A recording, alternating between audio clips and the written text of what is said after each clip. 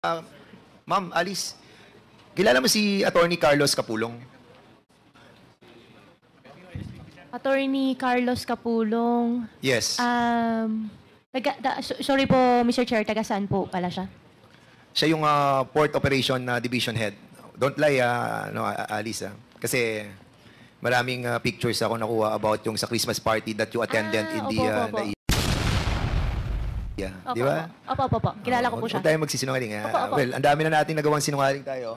But of course, itong isang to, because I'm trying to retrieve pa yung mga pictures nung Christmas party nung 2022.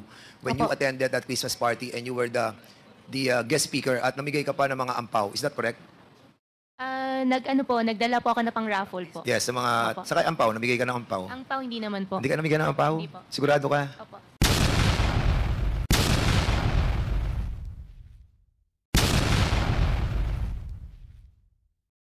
Malapit na ngang maibubulgar ang katotohanan kung sino nga ba ang totoong tumulong dito kay Alice Guo para nga makatakas. Ayon nga dito kay Congressman Dan Fernandez na isa palang attorney or BI ng custom, kung saan nga ay siya pala yung namumuno doon sa mga fort, kung saan nga ay kaibigan nitong si Alice Guo, at meron pang balita itong si Dan Fernandez na binigyan daw o nirigaluhan ng mamahaling sasakyan. Kasi nga naman itong si Alice Guo ay tumakas nga sakay ng yate mula Pilipinas hanggang sa Malaysia. Kaya narito guys, panoorin natin ang video. Ma'am Alice, kilala mo si Attorney Carlos Capulong? Attorney Carlos Capulong. Yes. Sorry po, Mr. Chair, taga saan po pala siya? Siya yung Port Operation Division Head. Don't lie, Alice. Kasi maraming pictures ako nakuha about yung sa Christmas party that you attended in the NAIA. Di ba? Opo. Kilala ko po siya. Huwag tayo magsisinungaling. Opo. Well, ang dami na natin nagawang sinungaling tayo. But of course, itong isang to, because I'm trying to retrieve pa yung mga pictures nung Christmas party nung 2022. When you attended that Christmas party and you were the guest speaker at namigay ka pa ng mga ampaw. Is that correct? Nagdala po ako na pang raffle po. Yes, sa mga, Opo. sa ampaw, namigay ka ng ampaw. Ang pao hindi naman po. Hindi ka namigay ng ampaw? Hindi po. Sigurado ka? Opo. Sige. At si Attorney Capulong is the head ng port. Ng mga ports natin sa buong Pilipinas. Being the guest ni Attorney Carlos Capulong sa immigration, bakit kayo parang close ikaw pa yung naimbitahan niya? Sa tingin mo, bakit ikaw yung inimbitahan niya? At siya yung may hawak ng mga ports natin sa buong Pilipinas, Mr. Chairman. So I'm asking you, Alice Go, bakit kayo close ni Carlos Capulong? Mr. Chair, kaibigan ko po, nung Christmas po, in-invite nga po ako. Naalala ko na po yung sinasabi niyo po sa immigration. Opo. Yes, so again, don't lie ha. Sa kanya ka kumukuha ng mga yung AEP, correct? AEP po, hindi po ako. Alien Employment Permit. Opo, pero hindi po ako your Mr. Chair. Sige, okay.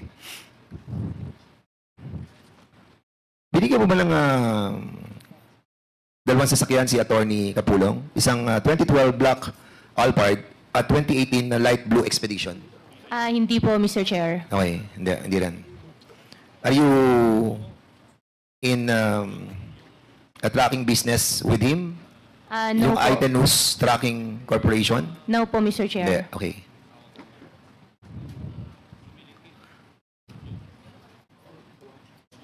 Attorney Ungkad. Nandito ka ba, Attorney Ungkad? Attorney, do you remember, taga-immigration kayo, di ba?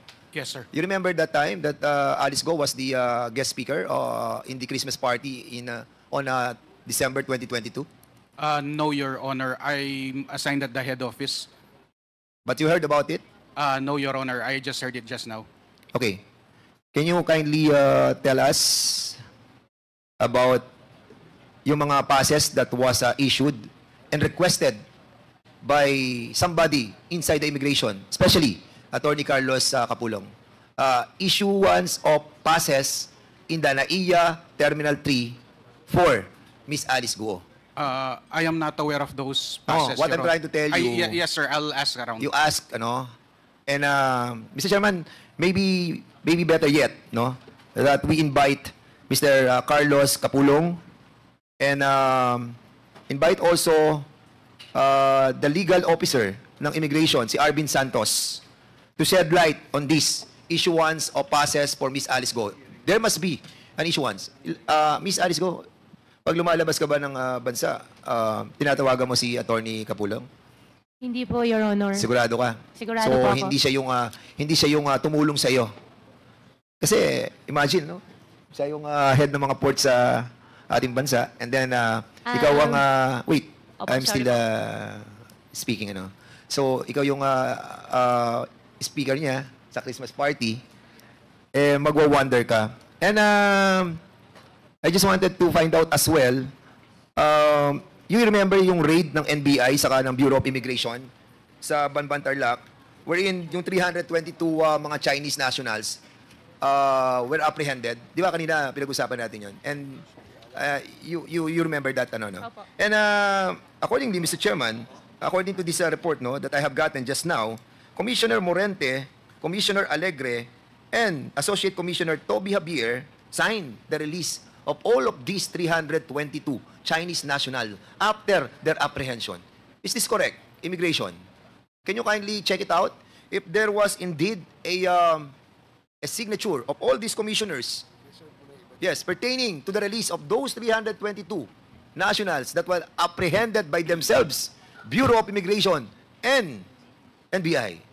Yes, I'll check, Your Honor. Can you kindly check? And a while ago, we were discussing about the Philippine Sanjia Steel Corporation, which was owned by a Chinese national pretending to be a Filipino who happens to be the brother of Mr. Michael Yang and Hong Jing Yang, which is, according to AMLAC, there is a financial transaction with Miss Alice Go.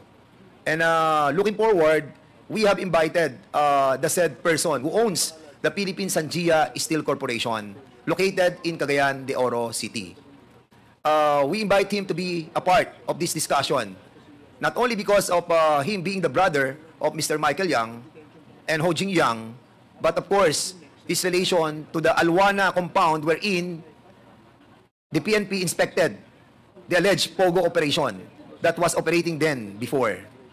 Now, it has reached to our knowledge that this brother of Ho Jing Yang, of Hong Ming Yang, who is Michael Yang, and Hong Jing Yang, who is being cited already in contempt, now is in the custody of the immigration.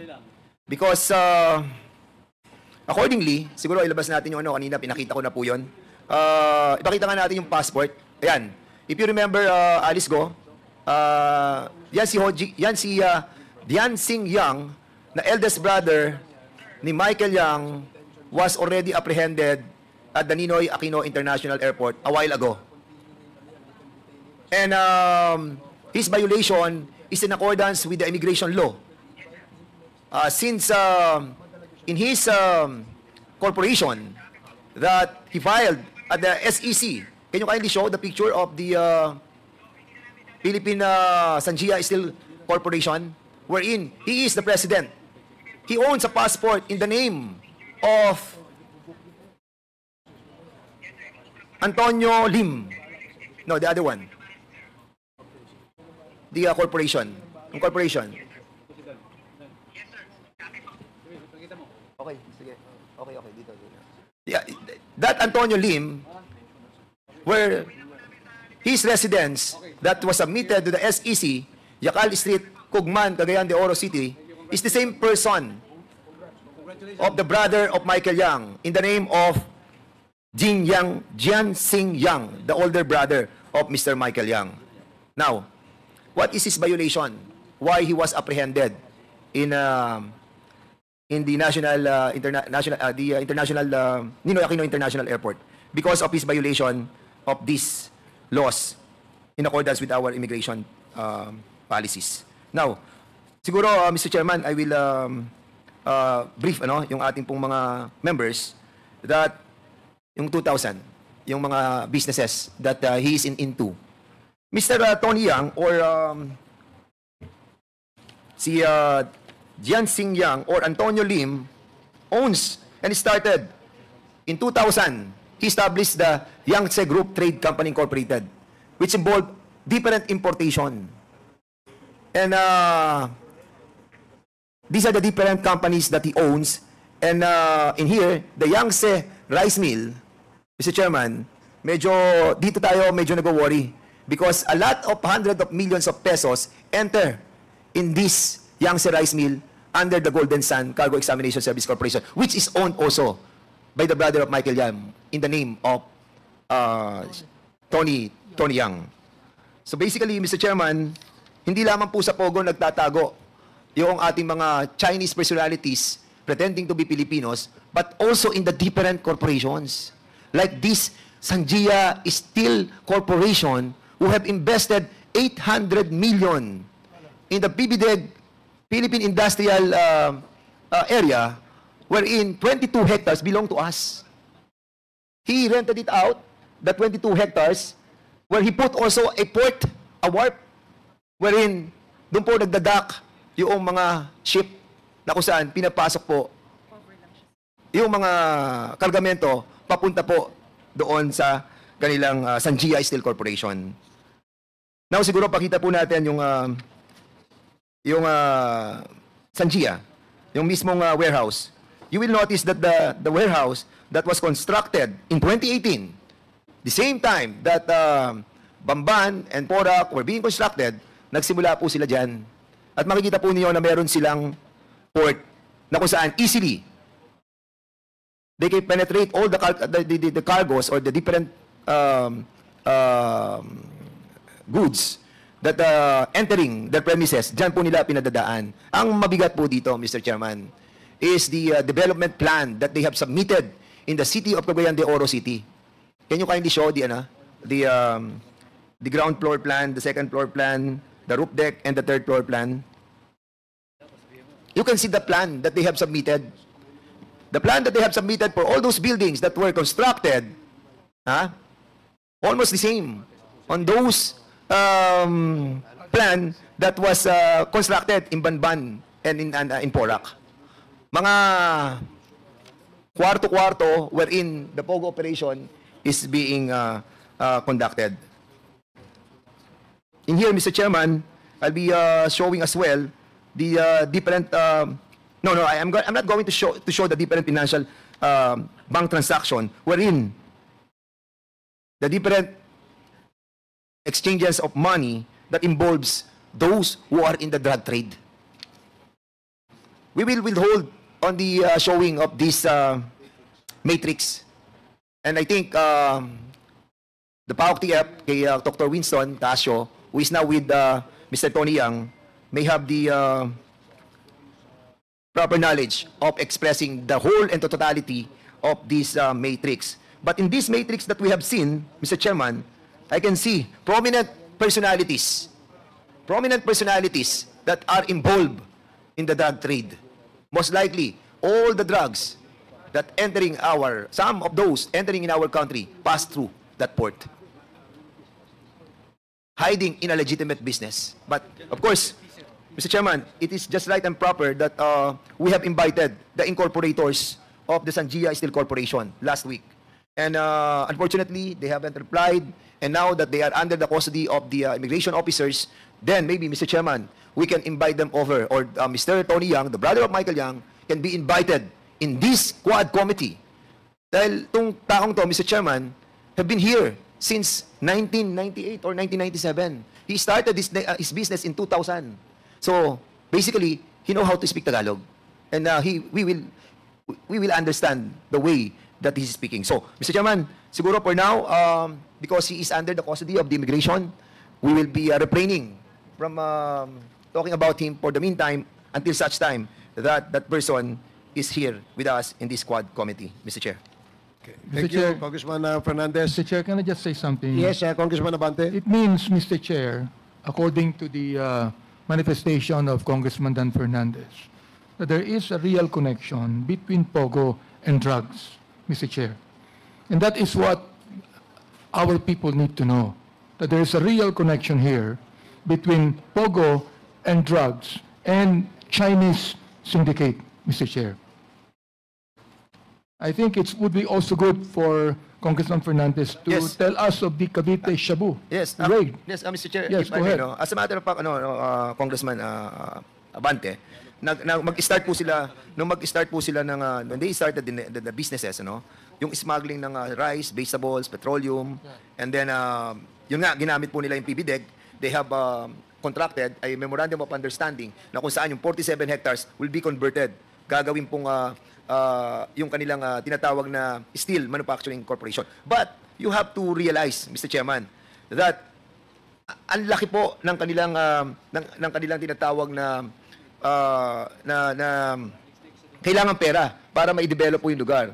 Pero yung kanilang capital outlay, capital paid up capital is only less than 25 million. So how can they put up a big facility like this, di ba? Na ang kanilang paid up capital is only below the amount that they are constructing in that area. So now, Mr. Chairman, I think there was also in 2021, si Tony Yang was caught by elements of the PBDEG Industrial Authority smuggling rice through the port in Sanjia. These are documented. It means, Congressman Fernandez, na yung Golden Sun ang nagmamayari, si Tony Yang, di ba? Yes. Ibig Tony Yang. sabihin, sila yun ang involved sa rice cartel dito sa Metro Manila. And yung pong Yangtze Rice Mill, wherein hundreds of millions pass through their account, dito po nila dinadaan yung mga bigas. Kung pakikita natin lang, pakita na natin yung Yangtze Rice Mill. Mr. Chairman, Yes, Mr. can I Chair, interject? I just wanted to show the Yangtze Rice Okay, Mill, after which the- is owned also by Tony Yang, wherein millions of pesos pass through their account, including those who are involved in the drug trade. The Sige. name of Nono, Wenson Lee, Michael Yang, lahat po yan andun po sa kanilang transaction. Andun talaga lahat ang kanilang mga pangalan. At andun ang amount. Ayan po, yung kanilang Yangtze Rice Mill. Na kung makikita nyo po, ang address ng Yangtze Rice Mill is Alwana Business Park, Cagman, Cagayan de Oro City.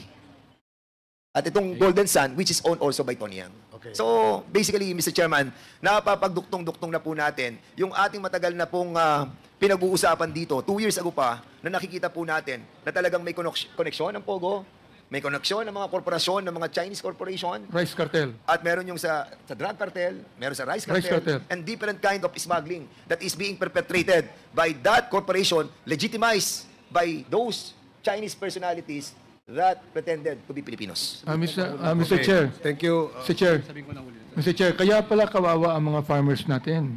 Dahil lang sa Golden Sun na ito, puro imported rice na galing Vietnam ang nila pinapadala rito. At ang ating mga magasaka ay nagko-complain na pinababayaan po sila dahilan sa imported rice na ito at kay Tony Yang pala ang Golden Sun. Mr. Chair. And at the same time, Mr. Chairman, let's invite these commissioners, Commissioner Morente, Commissioner Alegre, and Associate Commissioner Toby Javier, para malaman po natin, and also the Chief Legal Arvin Santos. Now, Comsec, please take note of the names mentioned. and also Attorney Carlos Capulong. Alice, sino ang lawyer mo? Taga Pampanga ba? Ang mga lawyers mo? Hindi po. Ay, hindi ba, Attorney David, di ba? Taga Attorney- Kapampangan ng mga David eh. Am I correct? Yes. Correct. Kapampangan ng mga David. I know a lot of David sa Pampanga. Yes. Is the owner of your law firm, Attorney Carlos Capulong? I own the building and I own the office. You own the building? You can speak, please.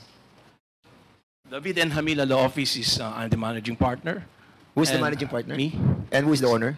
Me. I own the building and the office, Your Honor. You're not in partnership with Attorney... okay. You are not our resource person at this time, but we will come in that time as well. So, okay. Thank you so much, Mr. Chairman. Siguro kahilingan ko na lang, Miss Alice Go, saka Miss Cassandra Ong. Napapagtahi-tahi na po natin yung mga sitwasyon at yung mga ebidensya na matagal na namin hinahanap ay naglulutangan na. Nalalaman na po natin ang dahilan kung bakit bakit merong kriminalidad behind Pogos. and bakit ginamit yung mga corporations.